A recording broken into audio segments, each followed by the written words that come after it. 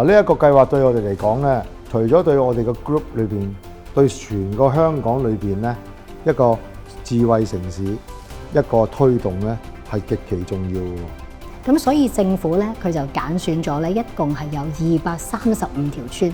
咁就係想提升佢嗰個高速寬頻嘅服務。咁我哋 AGC 咧亦都有參加到呢一個計劃啦，咁就負責其中138條村，大概佔咗呢一個 project 裏邊係60%嘅村莊。咁完成咗之後咧，啲138條村裏邊咧，有大概係有超過90%係有光纖到戶嘅服務。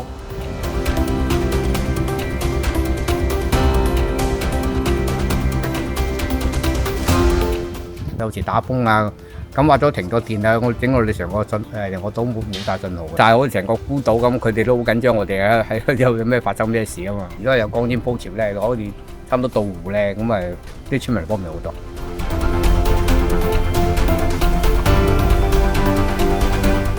Anything is very, very difficult because for a very, very simple thing, because it takes about sometimes 20 seconds even to send a picture, to send a photo. 我哋喺吉澳咧投入服務之後咧，其實我哋收到大量嘅區內居民咧嘅查詢，證明咧居民對固網服務咧有實際嘅需求嘅。我哋喺推動咧社會數碼共融啦，令到居民咧能夠喺日常輕鬆使用數碼科技上面咧進行溝通、接受網上教育同埋獲取電子醫療服務等等。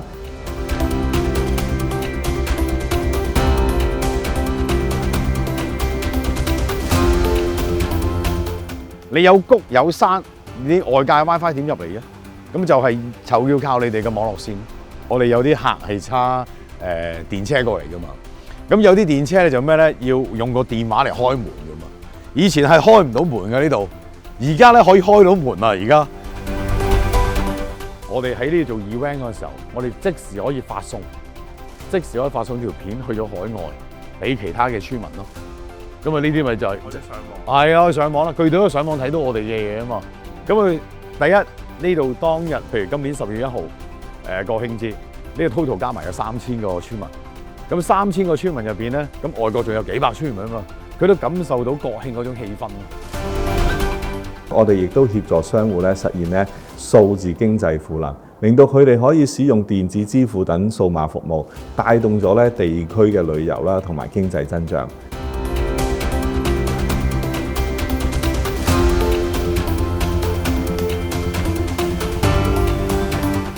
喺施工過程中遇到最大嘅挑戰咧，就係地勢同埋交通。其中有一段係由粉嶺延伸光纖大概去到30公里，要穿越好多起伏嘅地形，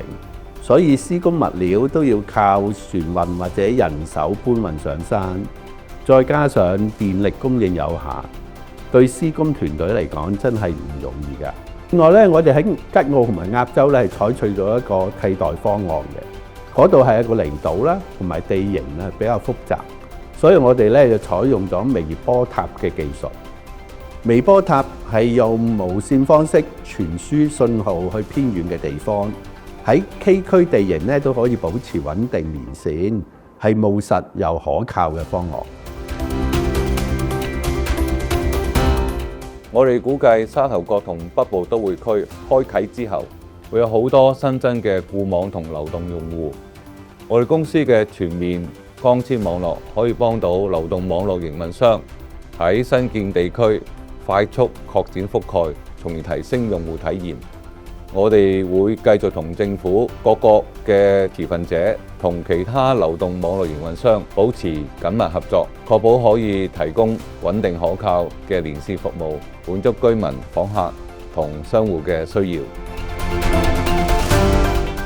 50層高、30層高嗰啲大廈，我哋揀選入去，同埋拉翻擺去村咧，一條村裏邊大致上嗰啲村屋都係3層高，邊樣嘢划算？作為商言商咧，一定係做多層大廈咧，我哋係賺得多啲。咁但係我哋都唔可以係忽略呢個社會責任啊嘛。咁而且咧，除咗呢個企業社會責任之外咧，呢個計劃咧，亦都係為咗香港嘅未來鋪路，收窄呢個數碼鴻溝，迎接 AI 同埋其他新興科技嘅新時代。最後，我哋真係非常感謝我哋個團隊，面對咗咁多困難，仍然迎難而上，憑住專業同埋經驗，成功為偏遠鄉村地區建立網絡基礎設施，仲為咗當地嘅居民提供咗可靠同埋高速嘅寬頻服務。